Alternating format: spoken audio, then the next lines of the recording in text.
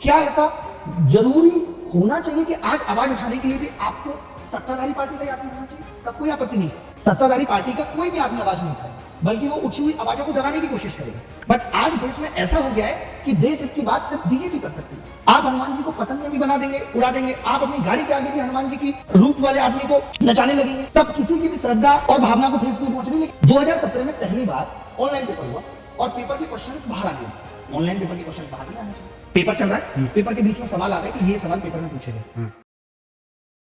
तो क्या ऐसा जरूरी होना चाहिए कि आज आवाज उठाने के लिए भी आपको सत्ताधारी पार्टी का ही आदमी होना चाहिए? तब कोई आपत्ति नहीं है। कितना अच्छा होता कि लोग कहते हैं अरे अभिजीत दीपकी की फोटो मोदी जी के साथ भी है, इसलिए इसकी आवाज उठाना सही है। ऐसा नहीं होगा।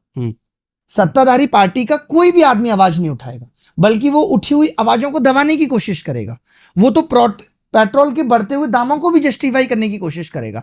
आज अगर कोई आवाज उठाएगा तो वो वही उठाएगा जो विपक्ष से प्रेरित है या जिसको पता चल रहा है कि इस देश में गलत हो रहा है और विपक्ष भी उस पर आवाज उठा रहा है, वही आदमी आवाज उठाएगा। बट आज देश में ऐसा हो गया है कि देश हित की बात सिर्फ बीजेपी कर सकती है। आज श्री राम की पूजा सिर्फ बीजेपी को करने का अधिकार है। आज हनुमान चालीसा पढ़ने का अधिकार सिर्फ बीजेपी का है। ऐसा नहीं होगा ना साहब कि हमारा आपको हनुमान चालीसा पढ़ना भी बुरा लग रहा है, आप हनुमान जी को पतंग में भी बना देंगे, उड़ा देंगे, आप अपनी गाड़ी के आगे भी हनुमान जी की रूप वाले आदमी को नचाने लगेंगे, तब किसी की भी श्रद्धा और भावना को ठेस नहीं पहुंच रही। लेकिन आपका यह कहना है कि आप नहीं बोल सकते इस पे। आपने अपने आप को स्वघोषित कर दिया है कि you will protect the Hindu धर्म। क्यों भाई? मैं नहीं करूंगा, मेरा भी धर्म है, मैं भी करूंगा।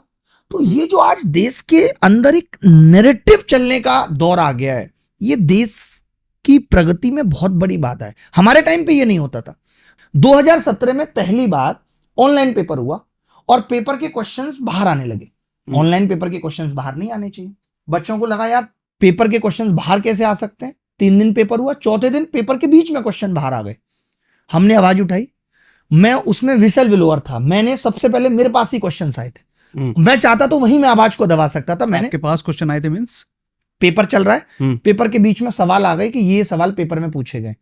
ऑनलाइन पेपर में सवाल बाहर नहीं आ सकते। सवाल बाहर आ रहे हैं का मतलब है या तो कोई अंदर मोबाइल लेके बैठा है या अंदर का सिस्टम बाहर एक्सेस किया जा रहा है। ऑनलाइन एग्जाम में सबसे ज्यादा ये होता है, इसको रिमोट एक्सेस कहते हैं, कि अंदर आप डमी बन के बैठे हुए हैं, आपका पेपर बाहर बैठ के मैं सॉल्व कर रहा हूं। इस तरीके से होता है। इस पे हमने आवाज उठाई, आयोग ने नहीं माना, नकल हुई है, प्रोटेस्ट हुआ।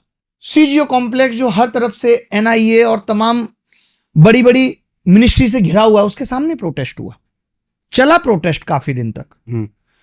लोगों का आना शुरू हुआ, सरकार के लोग भी आए, विपक्ष के लोग भी आए, और फाइनली ये हुआ कि ये पेपर की जांच सीबीआई करेगी। पेपर कैंसिल नहीं हुआ। ऑनलाइन में पेपर कैंसिल नहीं भी होता है। क्यों नहीं होता है वो भी हमें समझना होगा। जो चीज अच्छी है वो अच्छी है। ऑफलाइन में पेपर पूरा कैंसिल करना पड़ता है, क्योंकि पता नहीं लग पाता किस किस को नकल हुई है। ऑनलाइन में सरकार ये कहती है कि हमारे पास कैमरा है, टेक्नोलॉजी है, हम ये पता कर लेते हैं नकल किसको हुई है, ये हमें पता लग जाएगा। लेकिन इसमें भी अब यही बात आती है कि सरकार उस चीज को कितना ट्रांसपेरेंटली रख रही है। हो सकता है 100 लोगों को नकल हुई है, उसमें 20 इन्हीं के लोग हैं, तो आप 80 का नाम उजागर कर रहे हैं, 20 का नहीं कर रहे। सीबीआई ने 7 साल जांच की, हमसे भी बहुत पूछताछ हुई, सारी चीजें हुई, सब कुछ खोल के रखा गया कि भाई कैसे कैसे पेपर लीक हुआ, और उन लोगों को ऐसा कहा गया कि हमने हटा दिया जिन्होंने नकल की थी। 18-19 अच्छा चला।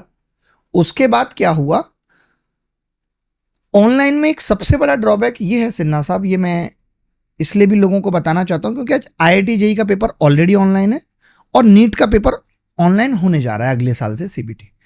सरकार के पास आज की डेट में इंफ्रास्ट्रक्चर नहीं है कि वो ऑनलाइन एग्जाम करा सके। नहीं है उनके पास इंफ्रास्ट्रक्चर। अब नहीं है तो वो प्राइवेट कंपनियों पे डिपेंड है। वो TCS पे डिपेंड थे पहले कि TCS एग्जाम कंडक्ट कराती थी। TCS की अपनी क्रेडिबिलिटी है।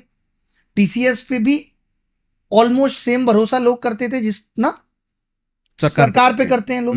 तो जो 2017 का पेपर आउट हुआ था उसमें TCS नहीं थी, SIFI थी। उसको बैन कर दिया गया था पूरी तरीके से। उसके बाद TCS आई और TCS ने अच्छा पेपर ऑर्गेनाइज कराया। पिछले कुछ सालों में क्या दिक्कत हुई कि TCS जिस सर्वर पे एग्जाम कराती थी, तो ऑपरेटिंग सिस्टम विंडो होता है और हमारे देश में बहुत कम लोग हैं जो ओरिजिनल विंडो का इस्तेमाल करते हैं, सब पायरेटेड चलाते हैं। माइक्रोसॉफ्ट ने छापे मारने शुरू किए। कि भाई आप नहीं चला सकते। एग्जाम चल रहा है, एग्जाम के बीच में छापे लगे और पेपर रोक दिया गया। सरकार को समझ में आया कैसे होगा। टीसीएस ने कहा कि अब हमें ओरिजिनल विंडो पे एग्जाम कराना होगा तो पैसे ज्यादा चाहिए। उसके बाद सरकार ने कहा ठीक है टाटा बाय बाय, हम आपसे नहीं कराएंगे भाई। और इन्होंने और लोकल कंपनियां जो कई कई राज्यों में ऑलरेडी बैन थी, उन लोगों को एग्जाम कराने का ठेका दे दिया। यानी आप पैसे बचाने के चक्कर में इस देश के युवा का भविष्य स्टेक पे लगा दे रहे हैं। ये होना शुरू हुआ कि सस्ते में एग्जाम होगा। अब आप सोचिए, जो एग्जाम टीसीएस कह रहा है कि मुझे 500-700 रुपए चाहिए एक बच्चे का एग्जाम कराने के लिए, आप एक ऐसी कंपनी को दे रहे हो जो कह रही है मैं 250 में करा दूंगी। इसका मतलब उसका कोई ना कोई और हित है। वो कंपनी क्या कर रही है, उसके पास अपनी लैब्स भी नहीं है। आपने सुना होगा पिछले साल जो हमने आंदोलन किया कि तवेले में पेपर हो रहा है, उसने टेंडर ले लिया, शर्तों को कंप्रोमाइज करके उसको टेंडर भी दे दिया गया। अब उसके पास अपने सेंटर्स नहीं है। वो क्या कर रही है, उसने इन भाई साहब को पकड़ा कि यार तुम सेंटर बना दोगे? हाँ हाँ मेरा हॉल पड़ा हुआ है एक, मैं सेंटर बना दूंगा 500 लोगों का। ठीक है, हम आपको कॉन्ट्रैक्ट दे रहे हैं पेपर कराने का, पैसा बाद में मिलेगा। भाई साहब बोले ये कैसे होगा? बोले उल्टा हमें और पैसा चाहिए तुमसे, तुम कमा लेना अपना, आगे देखना। ये क्या कर रहे हैं, वो जो 500 बच्चे हैं उसमें से 50 बच्चों या 30 बच्चों के साथ सेटिंग कर ले रहे हैं कि मैं आपको जो सिस्टम है उसका एक्सेस बाहर दे दूंगा, आपका पेपर कोई और सॉल्व कर देगा, आप मुझे 5 लाख या 3 लाख रुपए दीजिए। ये वहां से पैसे कमा रहे हैं।